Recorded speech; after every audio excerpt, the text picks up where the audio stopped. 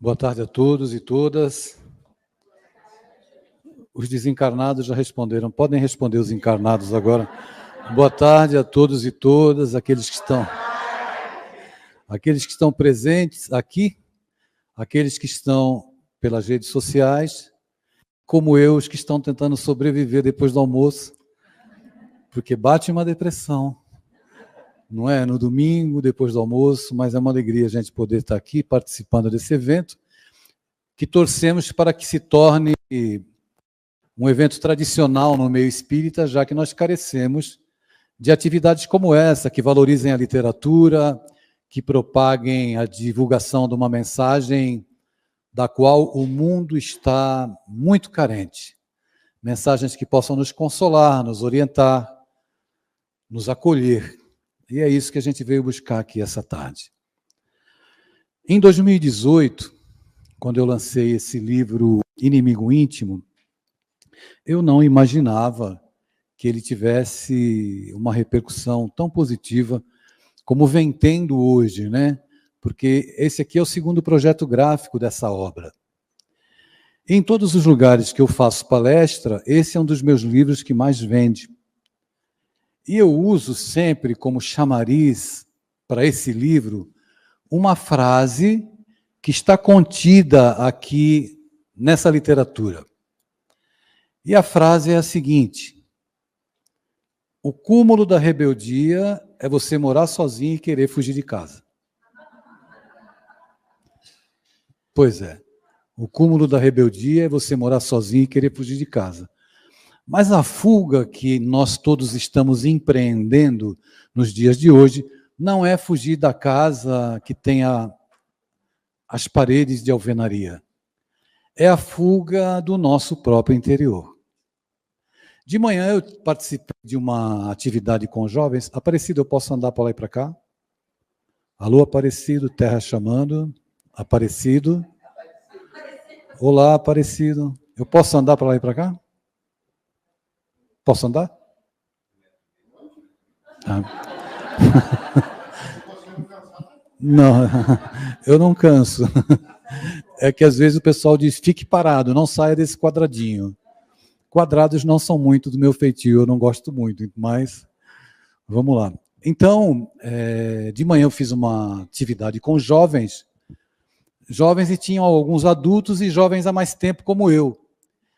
E ali, dentro dos momentos em que todos manifestaram aquilo que lhes ia na alma, as angústias que experimentavam, as colocações eram as mesmas, muito interessante isso.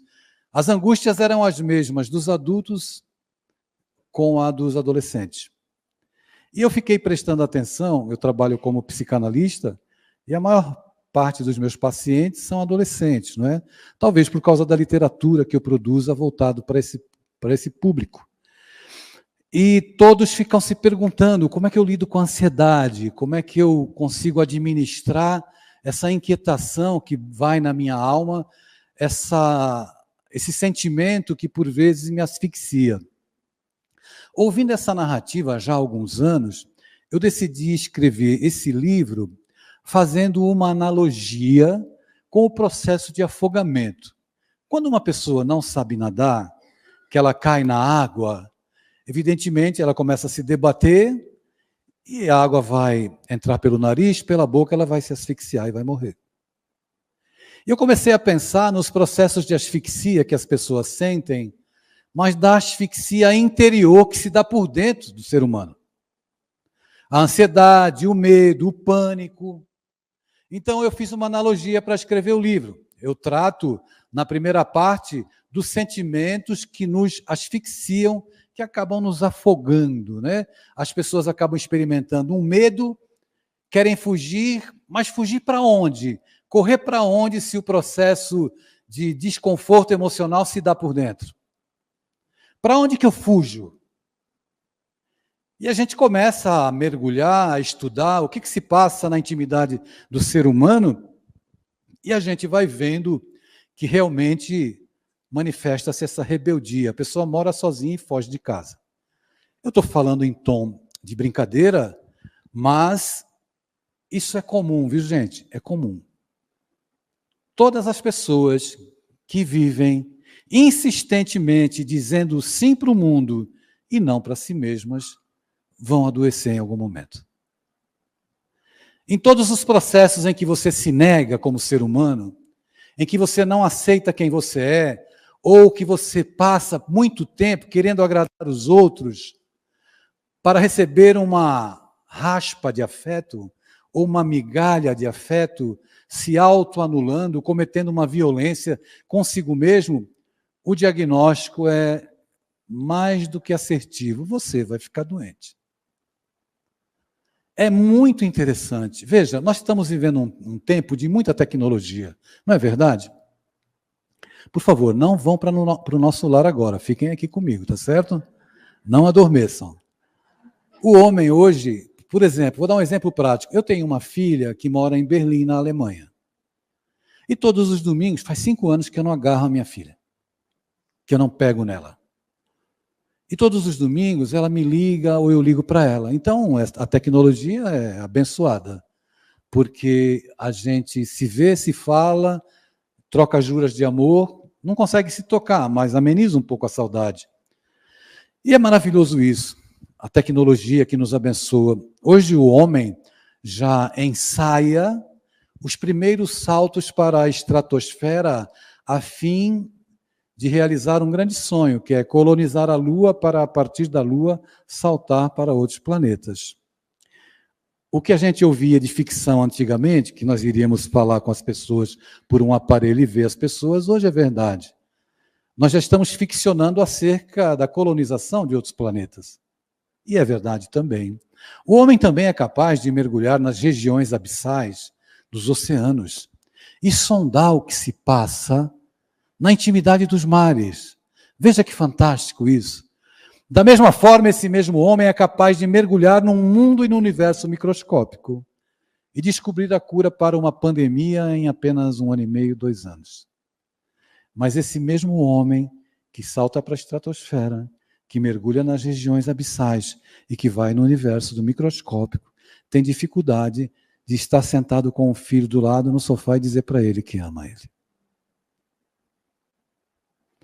Nós saltamos para outros planetas, mas não conseguimos olhar para as pessoas e dizer para elas: eu te amo, você é muito importante para mim. Essa é a raiz da dor humana e do adoecimento. A nossa incapacidade de amar e a nossa alta capacidade de empreender fugas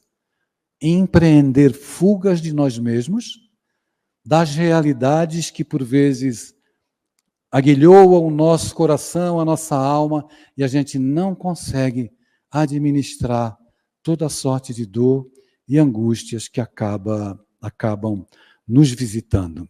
Como eu dizia, no Inimigo Íntimo, na primeira parte do livro, eu trato dos sentimentos que nos asfixiam. Na segunda parte, você vai morrer afogado emocionalmente, na primeira parte, por sentimentos que você não consegue administrar. E na segunda parte, eu jogo as boias salva-vida, que são os sentimentos que nós podemos elaborar, desenvolver, se esforçar para empreender, para podermos nos salvar desse verdadeiro tsunami de angústias que a humanidade vive hoje. Quando eu atendo um paciente, os pacientes chegam a mim ávidos, acreditando que eu irei curá-los. E eu já aviso de antemão, eu não curo ninguém. Eu vou ajudar você a se apropriar da sua angústia. E uma vez conhecendo a sua angústia e a sua dor, eu vou te ajudar a gerir a sua angústia e a sua dor. Porque é o que ocorre com a maioria, as pessoas não conseguem lidar com a dor e lidar com a frustração. Eu vou empreender uma rota de fuga pela vida virtual, eu vou empreender uma rota de fuga pela alimentação desmedida, eu vou empreender uma rota de fuga pelo consumo. Ainda 15 dias atrás, uma senhora me procurou, uma mulher muito bonita, jovem, 44 anos, e muito obesa ela estava. E ela começou a me falar sobre a vida dela. Então, ela está casada há 21 anos com uma pessoa que é usuária de drogas, um homem muito carismático, muito charmoso, e ela não consegue largar dele. Mulherengo, tem outras companheiras, e ela não consegue largar dele. Então, é claro que um drama como esse, e é interessante, a gente fala assim, comigo não, eu já dava logo um chute. A gente tem que tomar muito cuidado, porque a gente não sabe. Tem um ditado popular que diz assim, coração dos outros é terra que ninguém pisa. E além do coração dos outros ser terra que ninguém pisa, toda a história que a gente vive, ela não começou apenas nessa existência atual. Assim como os nossos traumas, os nossos dramas e os inimigos íntimos que nós carregamos, esses monstrinhos que nos atormentam, que nós damos rações para eles diariamente. E nós poderíamos elencar aqui uma sorte de situações em que as pessoas sofrem, e é interessante, e você fala assim, mas não, será possível que ela não está vendo?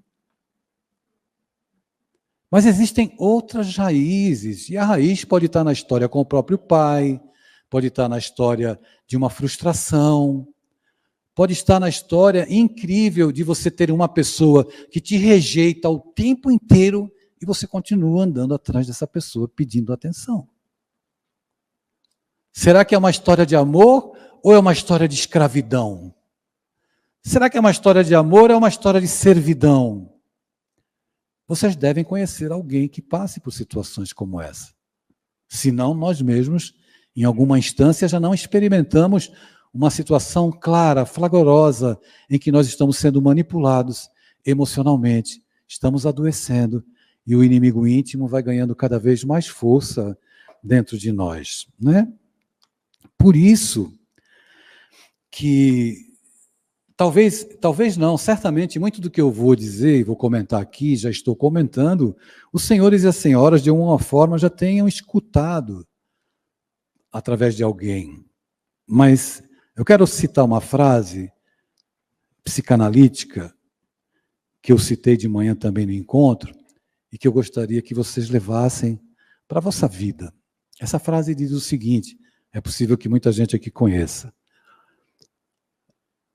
Todo excesso esconde uma falta. Todo excesso esconde uma falta. Em tudo aquilo que você exagera, tem algo que está faltando dentro da gente.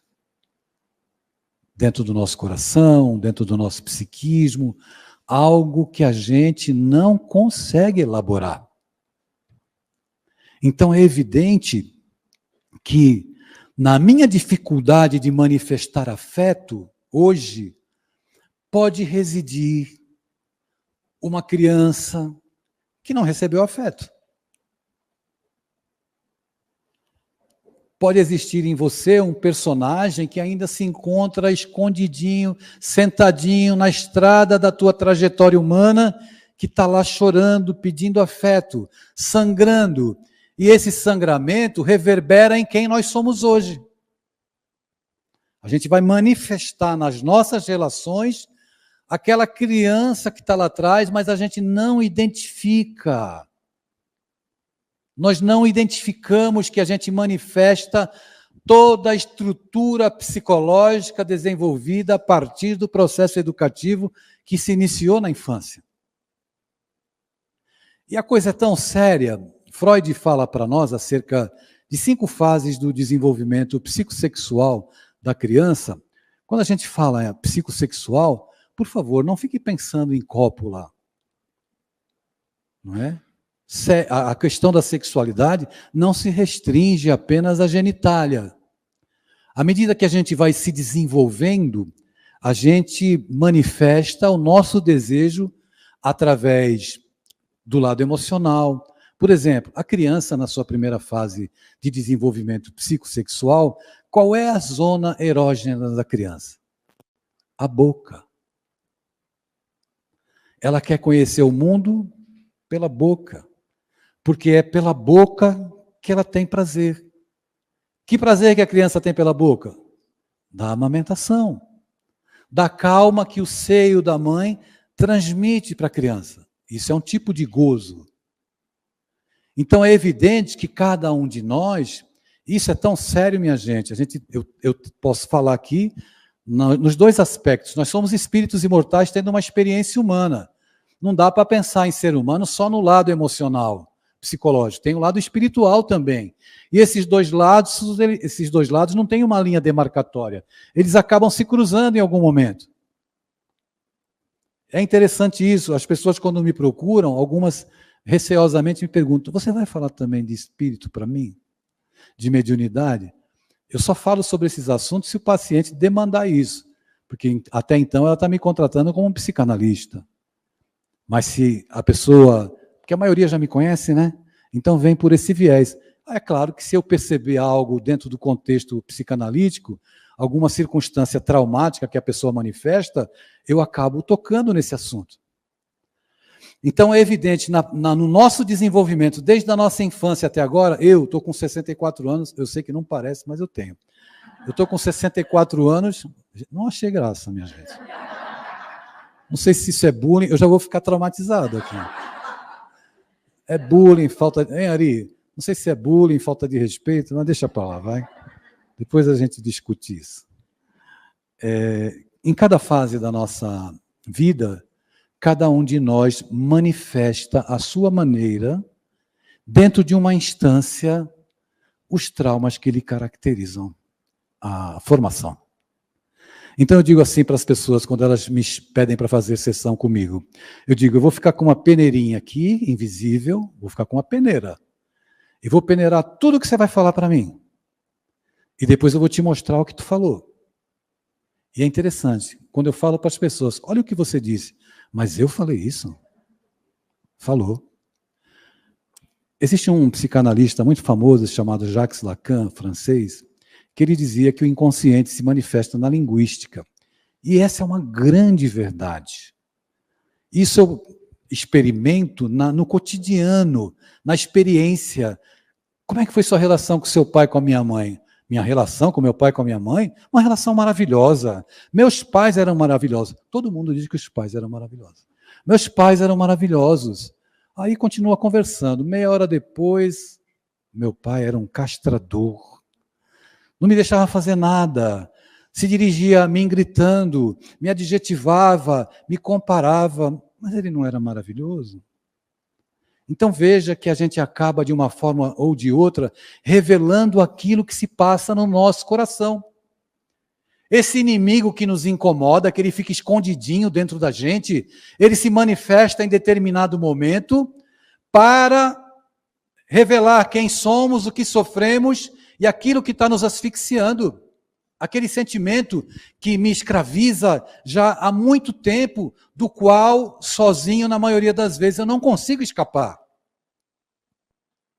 E isso é muito sério, porque a maioria das pessoas está absolutamente perdida, porque fica o tempo todo dizendo sim para o mundo e não para si.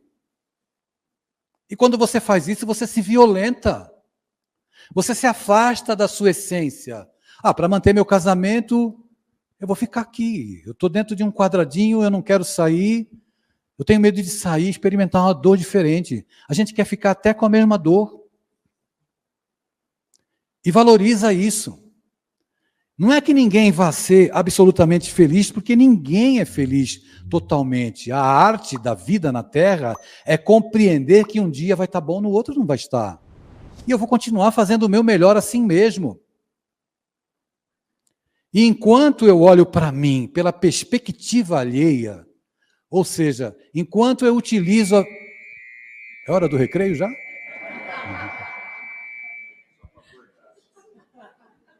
É que tinha gente, eu percebi que tinha gente no portão de nosso lar, mas eu não falei nada.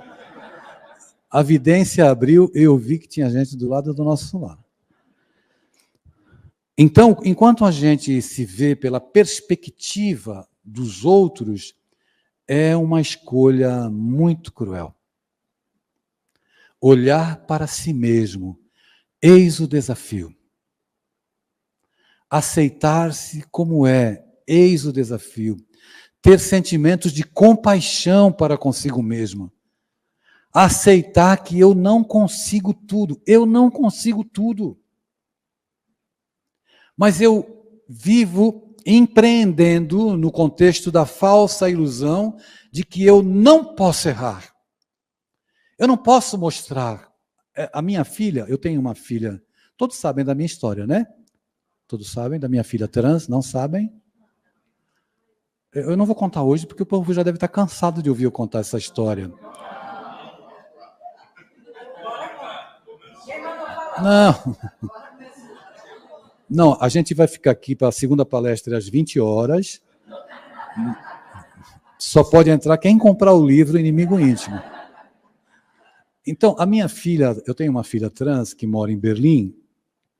Essa filha, todo mundo sabe que me fez um pai melhor, um homem melhor, um psicanalista melhor, um escritor melhor. Ela fez tudo de melhor por mim. Ela me fez experimentar um sentimento ambíguo, evidentemente. Quando meu filho me disse que era filha, eu parei, olhei. Eu já tinha um histórico de acolhimento com essa comunidade. Mas a minha experiência pessoal era diferente. O homem lá de cima olhou e falou, já está com muita teoria, vamos mandar uma prova prática. Quando meu filho me disse que era filha, eu perguntei para ele o que isso ia mudar na nossa relação, já que eu o amava. Eu disse a ele, onde você não for bem-vindo, eu também não serei bem-vindo. Onde você não for aceito, eu também não serei aceito. Eu te amo. E deixa eu aproveitar a oportunidade para te pedir perdão. Me perdoa. Eu viajo o Brasil inteiro fazendo palestra, em escola, em universidade, em centro espírita, e peço para os pais, prestem atenção nos seus filhos. Parece que eu não prestei atenção em você. Você perdoa seu pai? E com uma atitude cristã, compreensiva, psicanalítica, pai, não precisa me pedir perdão. Foi tão difícil para mim chegar até aqui. Esse foi o começo da minha história com a minha filha. Foi por telefone essa conversa. Eu tive para dormir aquela noite. Não porque eu tinha uma filha trans. Porque eu tinha medo do que o mundo podia fazer com a minha filha. Mas eu fiquei com um sentimento ambíguo, porque eu me dei conta, eu falei, meu filho morreu. O meu filho morreu. Mas eu estava me dando conta de que eu tinha um privilégio de ser pai de 2 gêneros na mesma encarnação de um mesmo espírito. E eu tinha que fazer uma escolha. Ou eu ia para o velório, ou eu ia para a maternidade cuidar da minha filha. E eu escolhi ir para a maternidade. No dia seguinte, quando eu acordei de manhã, eu fui dormir lá pelas 3, com medo, eu acordei, eu peguei o WhatsApp e olhei, e eu tinha que tirar o nome masculino dos meus contatos. Era como se eu fosse exumar o cadáver, ou como se eu fosse enterrar a persona masculina do meu filho. E aí, eu tinha que substituir a letra O pela letra A.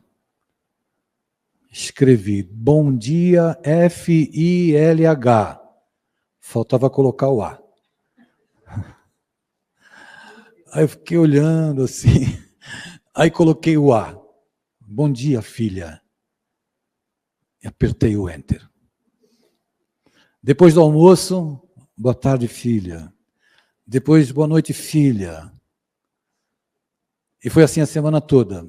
Até que um mês depois eu tinha que vir para São Paulo, que eu morava no Nordeste. Nessa época, eu tinha que encontrar pela primeira vez a pessoa feminina. Um mês depois.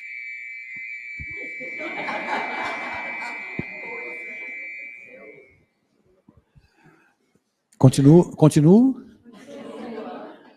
Então, eu vim para São Paulo, que hoje eu moro no Guarujá, né? Voltei para minha terrinha. E fiz as palestras. E chegou o dia de encontrar a minha filha e eu queria comprar um presente para ela. Não sabia o que comprar. Chegou a hora de vê-la. O Uber parou na frente do prédio. Ela morava num edifício ali perto da estação Santa Cruz, do metrô. E quando o carro parou, o Uber, eu olhei para o outro lado da rua, tinha uma floricultura. Ah, vou comprar flores para minha filha. Atravessei a rua, fui, comprei umas flores que eu escolhi. Eu sou escritor, não tive dificuldade para escrever uma mensagem falando do amor, das juras de amor, etc, etc. Ela morava no 11º andar, peguei as flores, entrei no elevador, cada andar era uma contração de parto. Mas era um parto na alma. Na alma. Então toquei a campainha, respirei assim, né? Aí a porta se abriu. Aí surgiu uma mulher na minha frente. Aí eu olhei para o pé, para as unhas, para o calçado, olhei para a roupa e fui subindo o meu olhar. Quando ela me viu com as flores nos braços, ela despencou a chorar. Essa coisa de mulheres sensíveis, né? Eu comecei a chorar também. Muito. Essa coisa de pai. Porque pai não pode renegar um filho nunca. Eu sabia que o meu filho tinha caráter, a minha filha teria caráter. Eu sabia que o meu filho era inteligentíssimo, ele passava em todos os concursos. Era funcionário público do Tribunal Federal Eleitoral. Era chefe. Fez a transição do masculino para o feminino dentro do tribunal. Vá ter coragem assim, longe. Nós nos abraçamos, eu nunca beijei tanto a minha filha e o meu finado filho não ganhou tantos beijos como ela ganhou. Ela foi, guardou as flores, se recompôs, eu me recompus, a gente jantou e a história da minha filha Ana Carolina é uma história bonita. Mas o mais bonito eu não contei. A minha filha Ana Carolina era casada. Casada.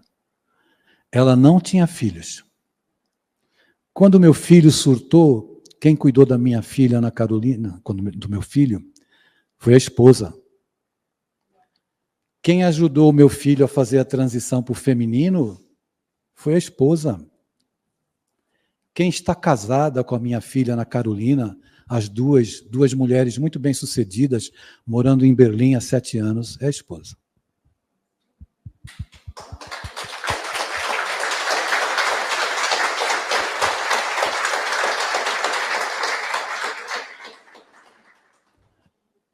As duas estão lá. E nesses últimos dias, essa minha filha, Ana Carolina, ela tem me ligado muito. Hoje nós não nos falamos ainda. A gente sempre se fala, mas não com essa presença semanal, mais de uma vez por semana ela tem ligado. E eu falei, filha, você tem me ligado tanto? O que está acontecendo? E eu vou voltar para o nosso assunto agora. Pai, é que tu está precisando de mim. Porque ela sabe que eu estava precisando dela e estou precisando do amor dela e do afeto por causa das minhas lutas pessoais, né?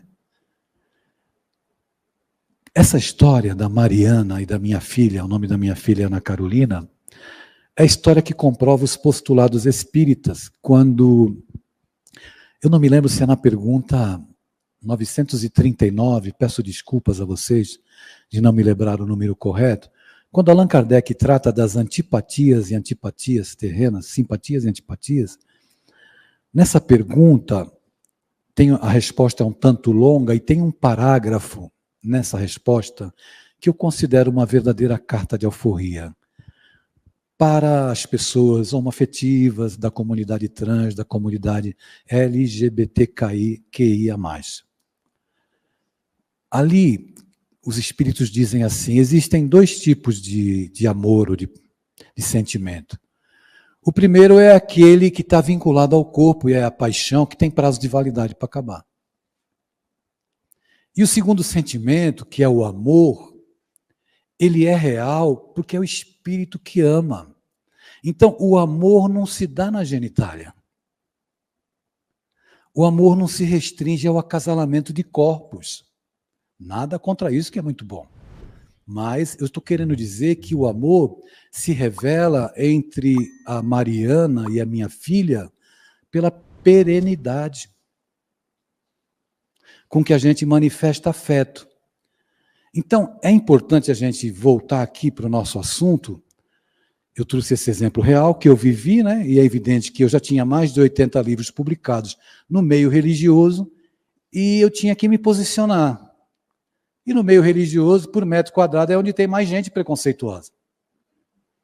E eu sabia que eu tinha um papel para cumprir. O meu papel a cumprir é dizer, ó, seguinte, eu tenho uma filha trans que é a melhor filha do mundo.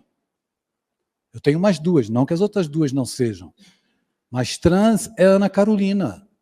No mundo que a gente vive, eu precisava tornar minha história pública para ajudar outros garotos e garotas trans, outros garotos gays e outras garotas lésbicas,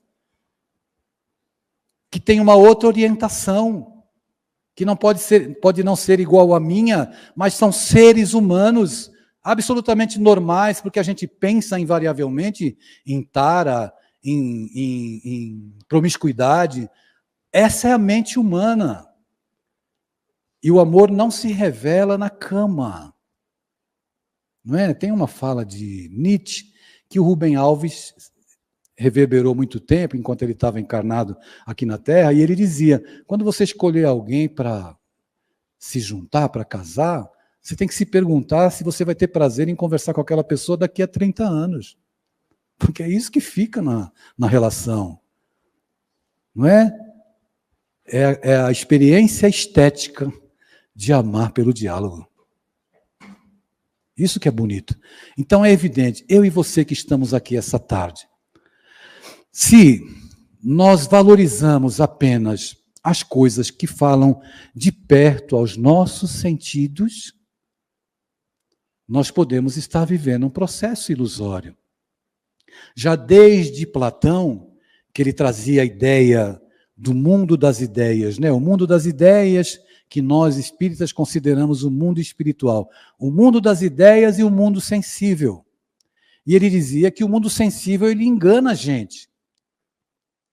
O mundo sensível nos engana. Isso realmente traz para nós uma reflexão profunda acerca disso. E que o mundo das ideias, esse mundo sensível é uma cópia mal tirada do mundo das ideias. Essa teoria da dualidade, o pensamento de Platão, que era discípulo de Sócrates. E depois vem Aristóteles, discípulo de Platão. Estou falando aqui com as minhas palavras, tá certo? A coisa não é bem assim, não, porque Platão dizia que nós não poderíamos nos corromper pelo mundo sensível. E Aristóteles vem e diz para nós, olha, tem que passar pelo mundo sensível para chegar no mundo das ideias. Esse passar pelo mundo sensível é educar os nossos sentimentos e procurar educar também as nossas emoções. E esse é o capítulo mais difícil. Então a gente precisa ter coragem de ser uma pessoa original. O que é ser original? É você ser quem você é, porque você tem a sua beleza. Você é você, as suas características. Você é um grande investimento de Deus na Terra. Mas a gente elege um lugar do vitimismo e de se colocar, meu marido não é bom, meu filho não é bom, meu emprego não é bom, e você está fazendo o quê com essas coisas que não são boas? Então a gente está alimentando aquele monstrinho, aquele inimigo íntimo, valorizando esses sentimentos, essas emoções que nos escravizam. Nos escravizam, é uma prisão. Tem um livro meu que se chama Algemas Emocionais, eu acho que até tem aí, eu vi um exemplar que eu autografei um hoje. No Algemas Emocionais, existe essa conotação de que nós criamos prisões mentais para viver. É aquela eleição por eu quero essa dor, vou ficar abraçado com essa dor. É a história daquele urso que se aproxima da clareira, os caçadores estão preparando uma sopa num caldeirão enorme, e aquela sopa está borbulhando, fervendo, e o urso fica atrás dos arbustos, sentindo aquele cheiro maravilhoso da sopa. E de repente os caçadores se afastam para ir para o rio, e quando o urso vê o caldeirão da sopa, ele corre e abraça o caldeirão de sopa fervendo. E quando ele abraça, ele começa a se queimar. E quanto mais ele se queima, mais ele abraça, porque ele acha que uma força em contrário quer tirar o caldeirão dele. Quando os caçadores voltam, ele está morto, esturricado, abraçado ao caldeirão. Qual é o caldeirão que você está abraçado? Vai morrer esturricado. Para mudar, precisa ter coragem. Precisa romper os convencionalismos. Convencionalismos que são verdadeiras prisões. Existem arquétipos. O que são arquétipos? Arquétipos são modelos. Por exemplo, quando uma mulher diz assim, eu não quero ser mãe, o que as outras mulheres fazem? Atiram pedra na mulher. Ela é obrigada a ser mãe? Porque ela tem um útero? Ei, minha gente, está valendo nota para ir para o céu? Respondam. É obrigada a ser mãe? Não. Mas se ela disser que não quero, ou se ela disser assim, tenho filho e fala assim, olha, eu tive um filho, mas eu não gosto de ser mãe. Coitada dessa mulher. Os católicos vão dizer, vai para o inferno. Os espíritas vão dizer, é uma obsediada, vai para o umbral. Gente, que pensamento obtuso. Então, um outro arquétipo. Você pensa no seu pai, pense no seu pai. Você vai transferir para ele aquele ideal de pai que a sociedade diz para você que um pai tem que ser. Não é assim? Se ele não se enquadrar naquilo que a sociedade te apresenta como ideal de pai, ele não é um bom pai. Então, existem modelos nos quais nós queremos viver dentro dessa perspectiva. Se não for um pai assim, não é um bom pai. Se não for uma mãe assim, não é uma boa mãe. Se não for um filho assim, não é um bom filho. E a gente procura viver dentro desse manual da normose. Normose é uma doença. E o professor Hermógenes, o maior Hatha Yoga do Brasil, já desencarnado, dizia, Deus me livre de ser normal. Não é assim? Não é, gente? É exatamente assim.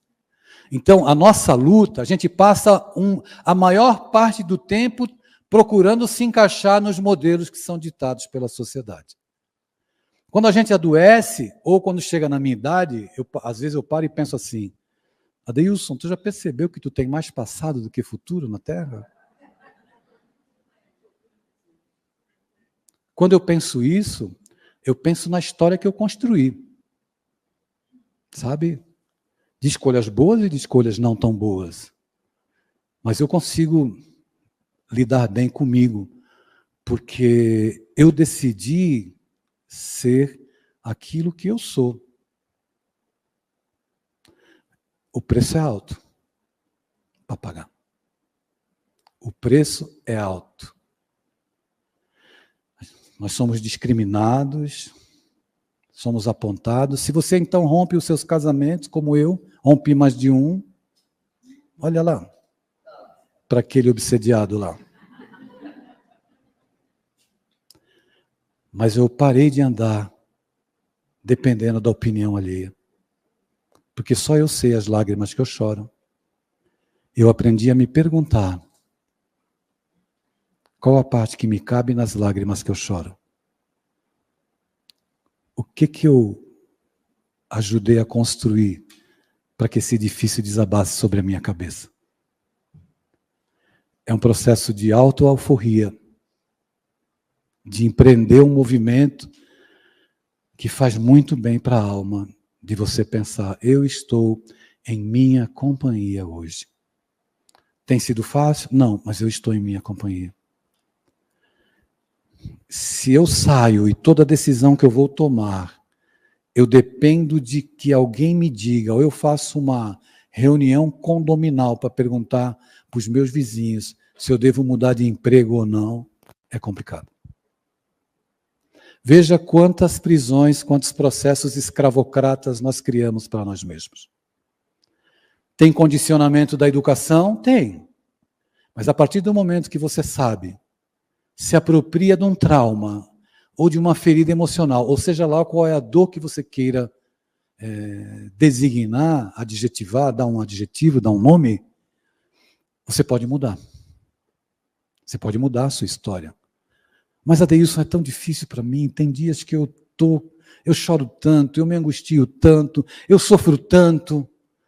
A gente não pode esquecer que somos espíritos também, tem que recorrer ao alto, recorrer aos bons espíritos. Faz uma oração. Pelo amor de Deus, Adeilson, eu não aguento mais orar. Eu faço prece. Parece que ninguém me ouve. Meu irmão, as tuas preces mais singelas são ouvidas no espaço ilimitado.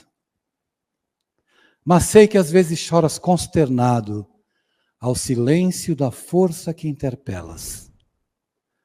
Volta ao teu templo interno, abandonado, a mais alta de todas as capelas, e as respostas mais lúcidas e belas hão de trazer-te alegre e conformado. Ouve o teu coração em cada prece, porque Deus responde em ti mesmo e te esclarece, sob a voz eterna da consolação.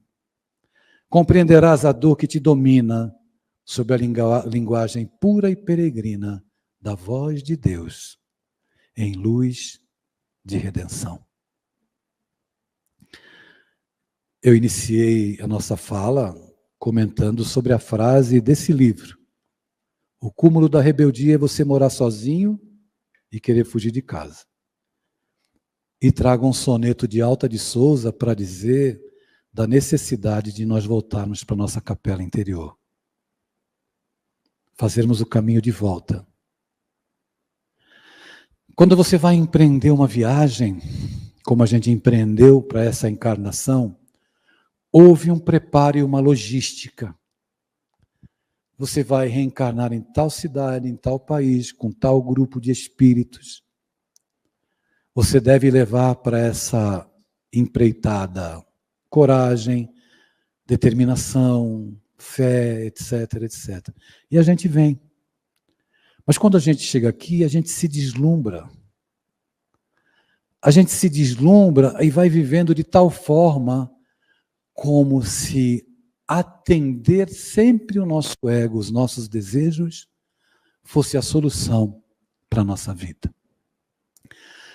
Em 1900, Freud publicou a sua primeira tópica.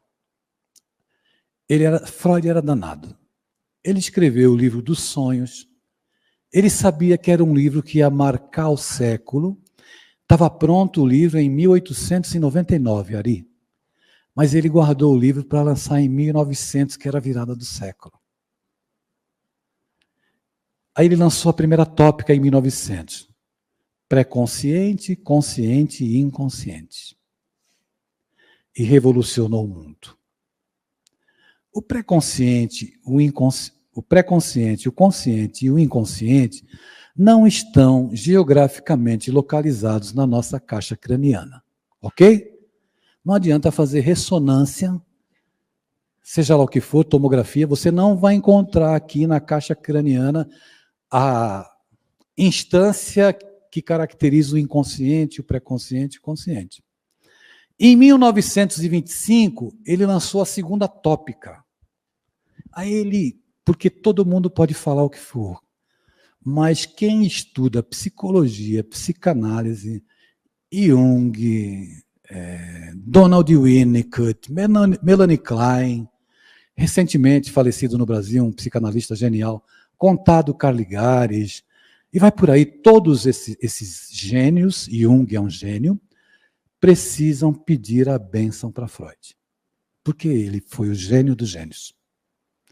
Ele lança a segunda tópica, id, ego e superego. O id é a instância que se movimenta pelo princípio do prazer. O id só quer gozar. Entenda gozo não como gozo sexual. Por favor. Pode interpretar também, mas como gozo emocional, querer dominar, etc, etc, etc. Id, ego, a instância mediadora. O id está aqui querendo gozar, e à minha direita eu apresento para os senhores e para as senhoras o superego. Quem é o superego? É o juiz inclemente, moralista, que tenta colocar um freio. Vem asfixiar o id, o ego fala, segura um pouco a tua onda aí. Deixa, ele quer aproveitar um pouco a vida. E o id, eu quero me acabar. É carnaval. Eu quero aproveitar tudo. Esse é o id. Na adolescência, o adolescente ainda não tem estruturado o seu aparelho psíquico. Veja que, como isso é sério, como isso é grave. O adolescente não tem o seu aparelho psíquico estruturado, então é só o id que quer aparecer. Aí quem é o ego do adolescente e o superego? Os pais. A notícia não é boa, né? Os pais. Aí o pai que é castrador deixa o superego acabar com a formação emocional do filho. O pai que é liberal vai fumar maconha junto com o id do filho. O filho quer um baseado. Não, vamos embora, filho, bora lá. Eu estou dando um exemplo, fazendo uma brincadeira, por favor. Mas estou explicitando de maneira muito clara o que eu estou querendo dizer. Todos nós, de alguma forma, temos, de acordo com o nosso desenvolvimento emocional, psicológico, as bases educativas que nos formaram, o sangramento dos nossos pais sobre nós, porque os nossos pais sangraram sobre a gente, e nós sangramos em cima dos nossos filhos. Tudo isso contribui para essa estruturação psíquica do id, ego e superego. Então eu encontro pessoas com a minha idade, 60 anos ou mais, que querem viver só revelando o id, só aproveitando a vida. E quando ela chega um momento em que se pergunta e diz assim, meu Deus, eu tenho mais passado do que futuro aqui na Terra. Se o id prevaleceu, e infelizmente isso está acontecendo na sociedade atual, o aumento do suicídio entre as pessoas idosas da terceira idade é porque ela não está sabendo lidar com a construção que fez durante a sua vida. Não é fácil, né? Então, essa nossa fala, ela tem o intuito de convidar os senhores e as senhoras a uma reflexão profunda. Não, pelo amor de Deus, não diga isso. Olha, minha mulher tinha que estar aqui para ouvir essa palestra. Não fale isso. Não é para sua mulher. É para você e é para mim. É para a gente refletir profundamente.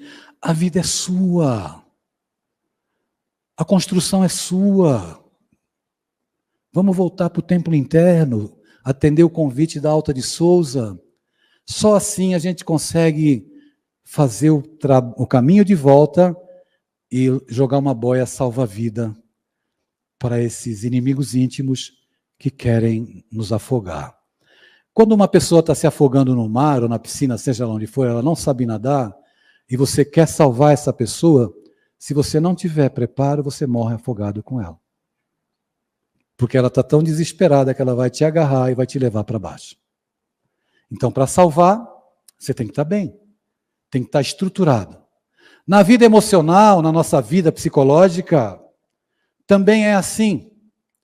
A gente precisa entender que não resolvemos tudo, não temos o controle da vida, não temos o controle de ninguém. Mas a gente evoca novamente Chico Xavier e diz assim, ninguém pode voltar atrás e fazer um novo começo, mas qualquer um pode, a partir de agora, escrever um novo fim.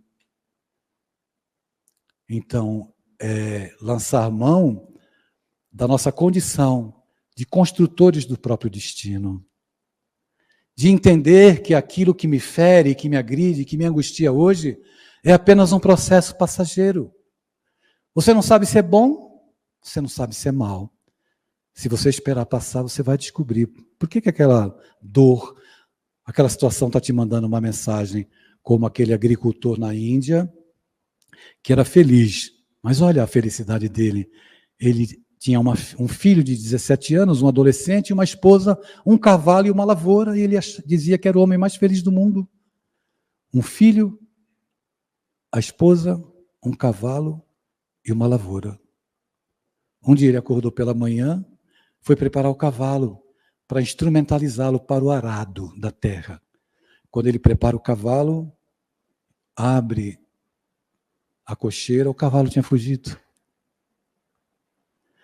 E a notícia correu e a comunidade toda foi lá para o portão dele, todos se aglomeraram, olharam para ele e disseram assim, oh, que mal! Ele olhou para os vizinhos e disse: que bom, que mal? Quem é que pode saber? 3 dias depois, aquele cavalo que havia fugido voltou e trouxe uma manada de cavalos selvagens. A vizinhança toda correu na porta. Oh, que bom! Ele olhou para os vizinhos e disse assim: que bom, que mal, quem é que pode saber? Dali uns dias, o filho dele, um jovem muito prestimoso, de boa vontade, adolescente, 17 anos, papai, dentre aqueles cavalos da manada, tem um que é muito forte. E ele pode ser usado na lavoura. Deixa eu subir para domesticá-lo, papai, para que ele se torne um instrumento. Oh, meu filho, como tu és prestativo, suba no cavalo, meu filho.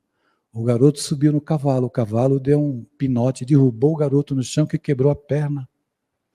Os vizinhos correram lá na porta dele e disseram para ele: oh, que mal.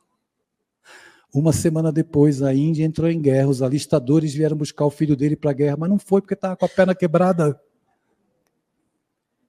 E os vizinhos lá correram lá de novo e disseram: